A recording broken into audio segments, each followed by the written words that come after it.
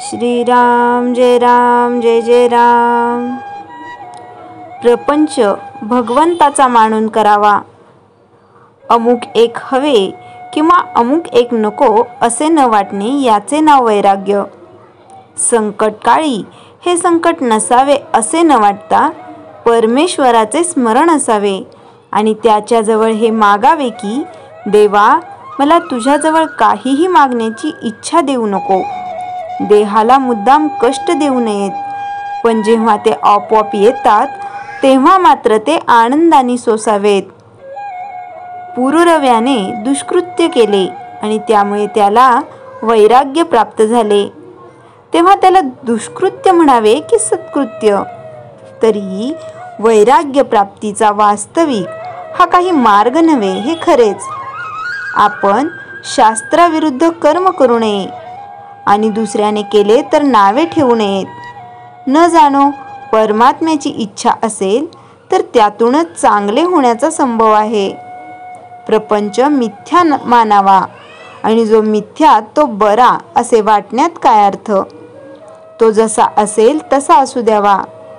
नाटकात नट जसे काम करतो त्याप्रमाणे प्रपंचात आपण आपले काम करावे.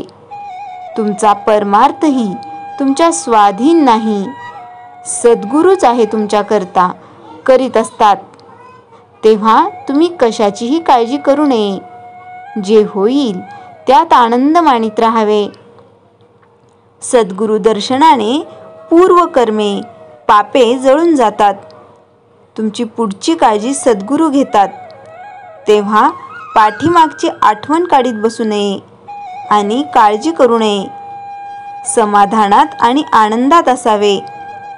प्रपंच देवाचा मानून अभिमानरहितपणे तो करणे हा परमार्थ.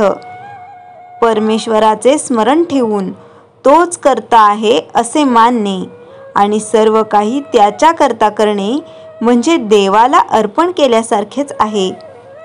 फक्त कर्माच्या शेवटीच कृष्णार्पण म्हणणे म्हणजे इतर वेळी त्याला विसरला असे नाही का होत? देवापाशी मला तू आपला म्हण, हे मन तुझ्या चरणी अर्पण केले. मला तुझ्याजवळ काहीही मागण्याची इच्छा न हो असे मागावे. नाहीतर जो राज्य द्यायला समर्थ आहे त्याच्याजवळ केरसुनी मागितल्याप्रमाणे होईल. भगवंताची मनापासून प्रार्थना करावी. आपल्याला तो बरोबर मार्ग दाखवतो. आपण अंधारामध्ये वाट चालत असताना एक क्षणभरच वीज चमकते, परंतु त्यामुळे पुढचा सगळा रस्ता आपल्याला दिसतो. त्याचप्रमाणे मनापासून भगवंताचं स्मरण केले तर पुढच्या मार्गाचे आपल्याला आपोआप ज्ञान होते. तू जे देशील ते मला आवडेल असे आपण भगवंताला सांगावे आणि भगवंताचे अखंड स्मरण ठेवावे.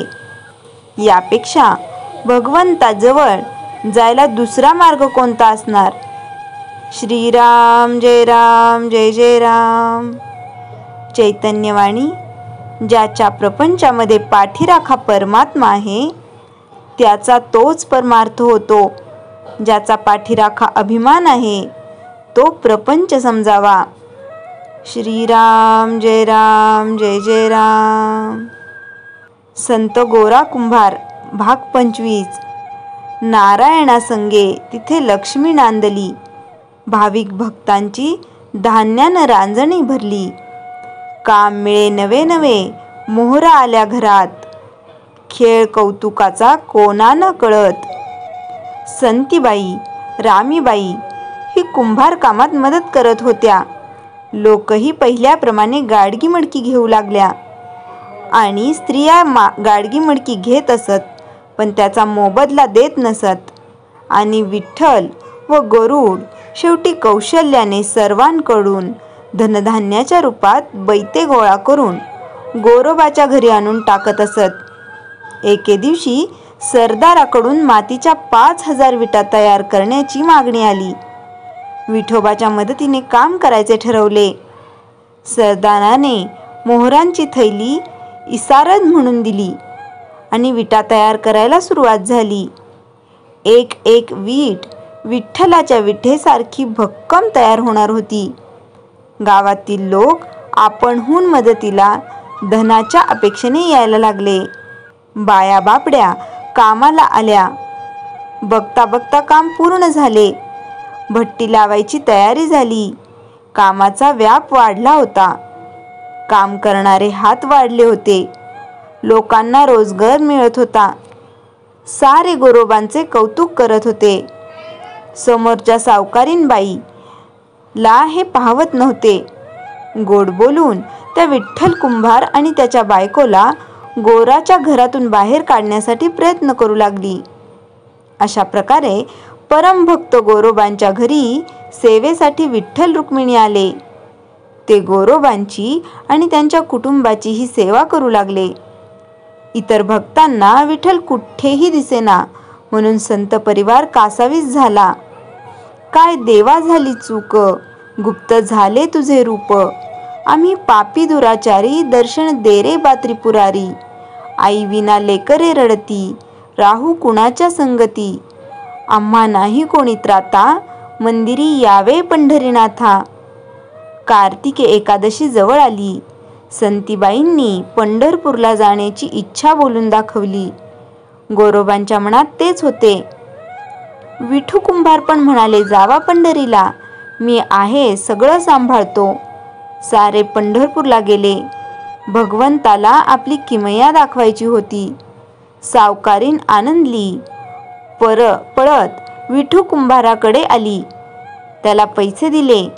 सगळ्या तयार विटा नदीत फेकून टाकायच्या व तेर सोडून पसार व्हायचे. भगवंताला सुद्धा पंढरपूरची ओढ लागली होती. सारी त्याची आठवण करीत होते. नामदेव ध्यानात बसले होते. नामा आला तर सगळेच समजेल म्हणत साऱ्या विटा नदीच्या डोहात टाकून विठ्ठल मूळ रूपात पंढरपूरला गेले. अशा प्रकारे तेर नगरीत पांडुरंग 7 महिने 26 दिवस राहिले. श्रीराम जय राम जय जय राम. जयाच्या जनी जन्मनामार्थ झाला. जयाने सदा वासनामात केला. जयाच्या मुखी सर्वदा नाम कीर्ती. नमस्कार त्या ब्रह्मचैतन्य मूर्ती. श्रीराम जय राम जय जय राम.